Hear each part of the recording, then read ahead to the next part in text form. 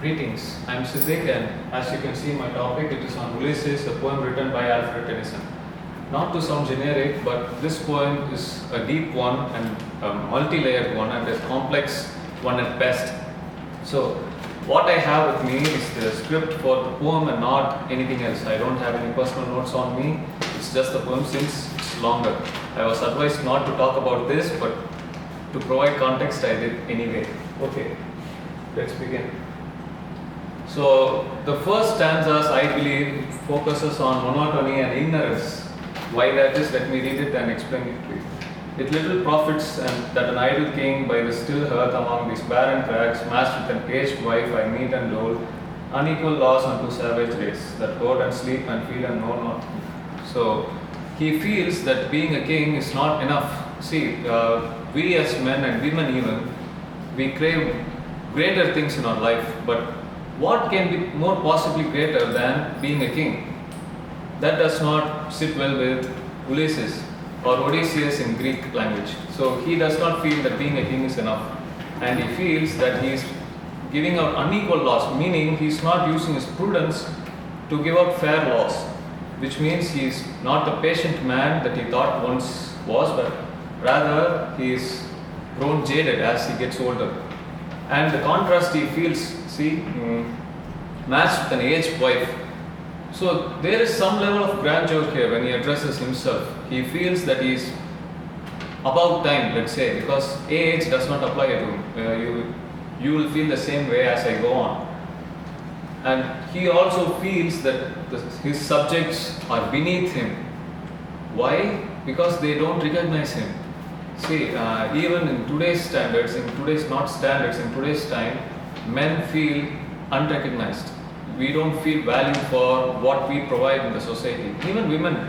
But a society where motherhood is glorified, where women are being praised for giving birth and such things and the sacrifices they provide, I feel and many men feel that their sacrifices are gone unnoticed and they don't feel they are getting the recognition they deserve. Even fathers. The thing is, he feels that these savage people, he says savage because all they do is hoard food, they store so much food and eat it at once, gluttony again. This poem also delves into the 7 sins of Christianity, one of them being gluttony, storing everything beyond limit, beyond what is needed. So they eat, sleep, and they don't recognize their king. He feels unrecognized because he is old now and his tales of glory has long forgotten. I cannot rest from travel. I will drink life to the lees. All times I have enjoyed greatly, have suffered greatly, both with those that love me and alone and on shore, when through scudding drifts the rainy heights which the decks see. So he says that he cannot rest from travel. Do you see the contradiction here? What he says is, usually we feel restless from travel, but he feels that he cannot rest from travel. He wants to travel, he wants to go abroad, he wants to go through the seas, explore new lands, conquer new lands maybe, but he feels he is stagnant, and stagnant water is of no use.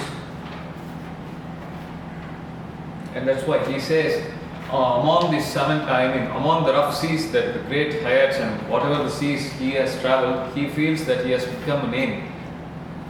He does not say, I have made a name, but rather, I am a name, I have become a name.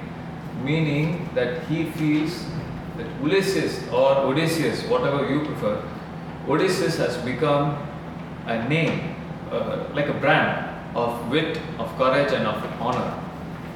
And he feels that way. From the slides you can see, he has journeyed through extremes and he glorifies suffering. Do you know why he glorifies suffering, or why do I think that he is glorifying suffering? It is because they say suffering builds character, and also he feels that his people has everything easy. That is why they don't recognize the suffering their king has gone through, and that is why he feels unrecognized. It is all about a man who feels unrecognized. For always roaming with a hungry heart. See, he's not, let's say, satiated with his travel and his experience.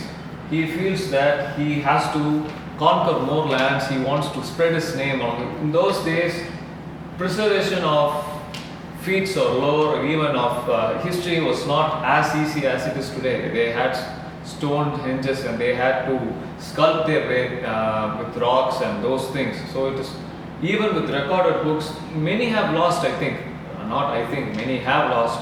So to be preserved in history is the ultimate goal for any king and anyone that seeks to be spoken long after they are gone. Unquenchable. The unquenchable means the not being able to quench as in not satiating. So he feels that whatever he has accomplished is not enough. So he says, for always roaming with a hungry heart, much have I seen and known, cities of men and manners, climates, councils, governments, myself not least but honored of them all. Meaning, myself not least and honored of them all. He has gone to many cultures and many societies, he has seen many people and many cultures, he has dipped his toes in everywhere, he has been vast array of cultures. But he was not just an observer or a citizen, he was an honorable one at that. Meaning they were very much seeking to make his acquaintance rather than welcome him. They did not just welcome him, but they honored him. So a man of this caliber, when he is not recognized with his own people, he will feel inadequate. And that inadequacy matched with an unexciting life leads to him abandoning his own kingdom and his own kingship.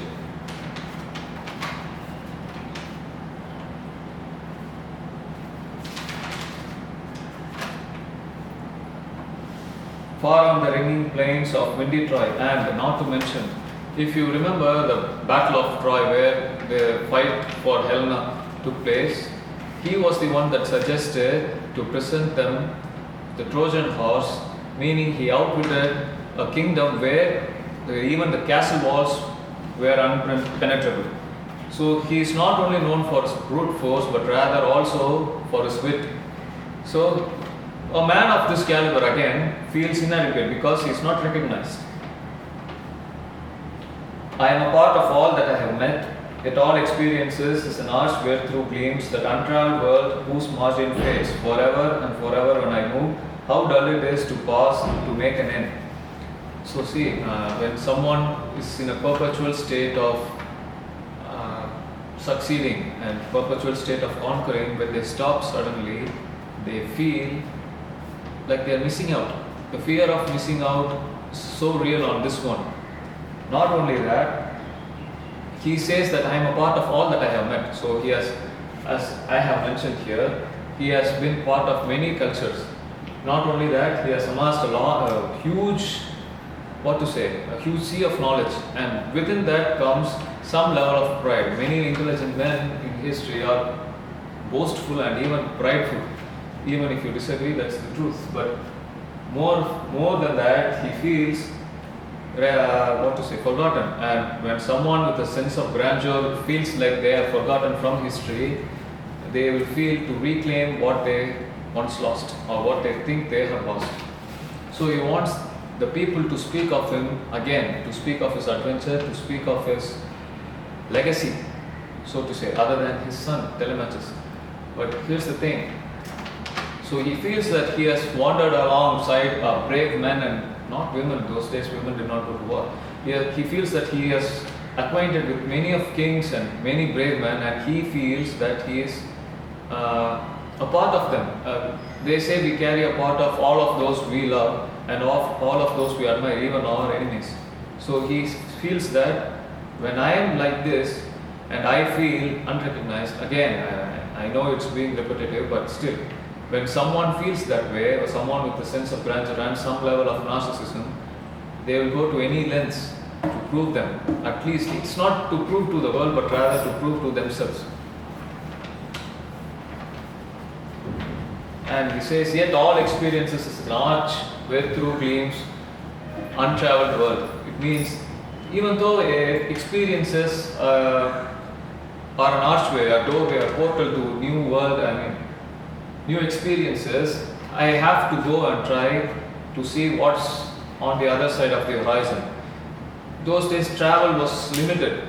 We don't have, they did not have the technology we have today, nor did they have the modern objects of voyage and travel. But even then, they felt they had this curiosity to experience what's on the other side of the sea. Since the modem of travel was so restricted, even what we feel like is a short distance may feel like it's a whole new country to them, and that is why he feels he has to explore new worlds. Remember, America was, when it was discovered, it was called the New World. So, even though it was a continent, anyway. How dull it is to pass, to make an end, to rust unburnished, not to shine in use. So usually the term burnished is used in the context of swords, and he thinks that he is an instrument of war. He is a sword, he feels. Even if he is polished himself, if he is burnished himself, burnished means to polish, even if he feels that he has polished himself, what's the use if it's not put to use? Yes, if it's not put to use. He'd rather live a short life but an exciting one, than to have a long one but a boring one and uninteresting one. So he feels it is how sad it would be to let go of my life so boringly.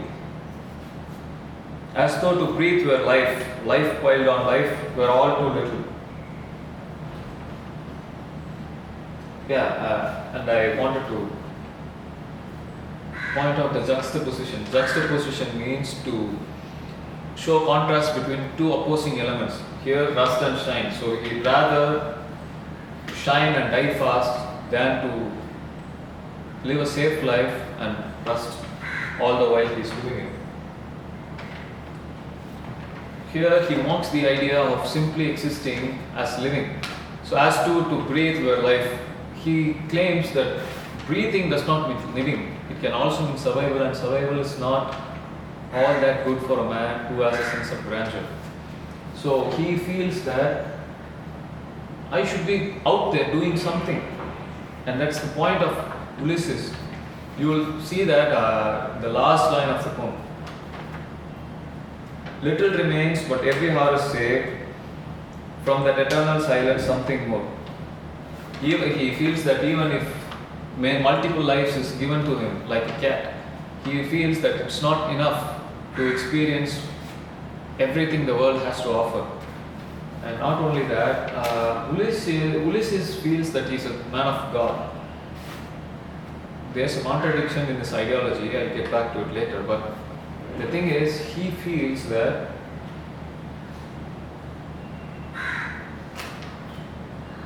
even if multiple lives are given to him, it's not of use to experience everything the world has to offer, because the one he has already been bestowed upon is almost gone, and he has a few more years at best, and he feels that he has to do something with it. Little remains, but every hour is saved from that eternal silence, something more, a bringer of new things, and while it were for some 3 sons to store and hoard myself. So again he uses the word hoard. He is again comparing himself to the savage people he spoke of. Savage people, as mentioned, are his subjects. So he does not want to live a life like them, or a life of comfort. As I mentioned before, he already glorifies suffering. He feels that suffering builds character, and also he wants to separate himself from the people that are living an easy life. And this grey spirit yearning in desire, even though he is a man of God, he feels that he is righteous in his doing. What he is becoming is so righteous, and he wants not to waste his life, but I disagree. To abandon the people that love him, to abandon the people that are dependent on him, to abandon his wife is not an act of mercy, and not being merciful is not a trait of a godly man. And the thing is, he feels that his grey spirit is yearning in desire. And he spoke of gluttony and he spoke of sloth, and sloth meaning laziness. It is also one of the 7 sins, and this poem covers some level of it. So he spoke against gluttony and he spoke against sloth, but desire, giving into desire, is not a godly trait. It's not a divine trait, and he's a grey spirited. You can take it into 2 contexts: grey as in an old man, a weary man's spirit, and grey as in a morally grey person. You cannot define morals with black and white. Moral is not black and white. Something that is moral cannot be restricted into 2 extremes. Moral is shades of grey, maybe even 50. I made an educated joke there. Anyway, yearning and desire to follow knowledge like a sinking star. Like a sinking star, it could mean voyages in the sea and to follow along the horizon. But what I interpret it as a supernova. A sun or a star before dying glows the brightest, and it goes out just like that with a bang. And he wants to go out like a supernova, like a star, like a sinking star. He wants to expand his horizons and die. He does not want to die in his sleep or die on a deathbed. And then he speaks of his legacy. So this is my son, mine own Telemachus, to whom I leave the scepter and the isle, well loved of me, discerning to fulfill this labor, by slow prudence to make mild the rugged people, and through soft degrees subdue them to the useful and the good.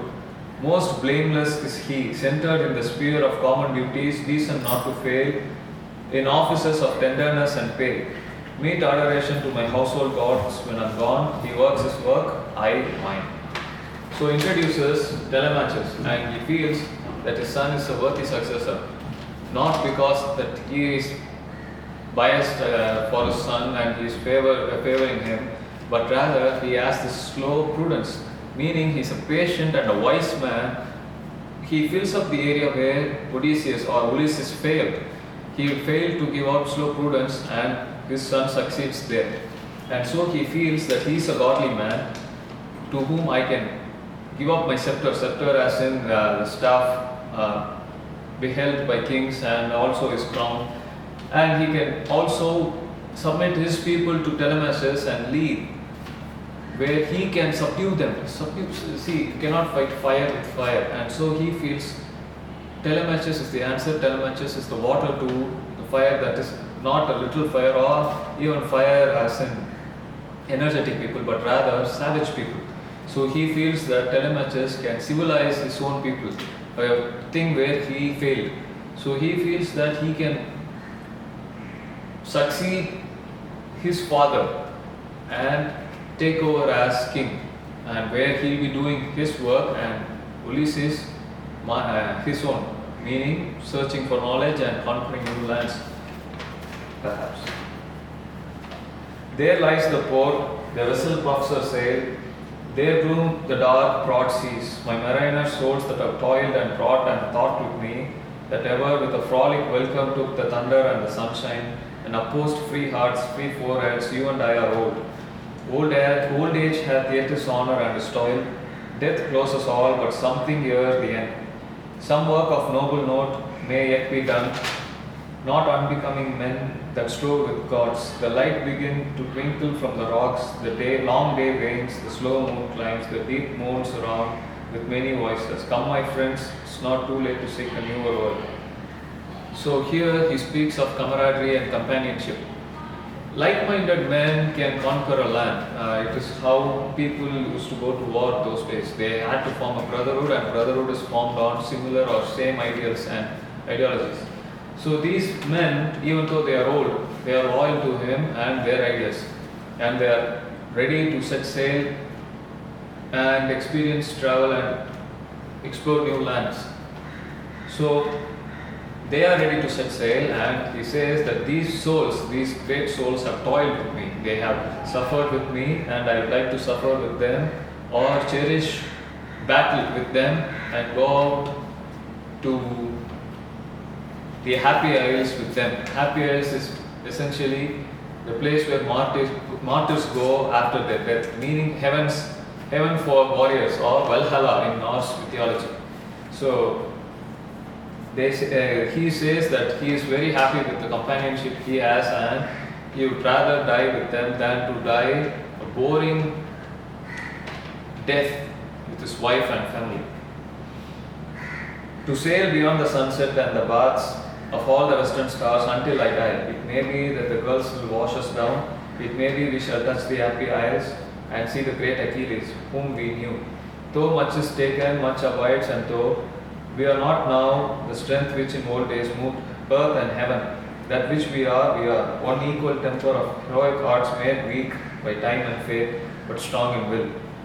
So again he references the Battle of Troy with Achilles.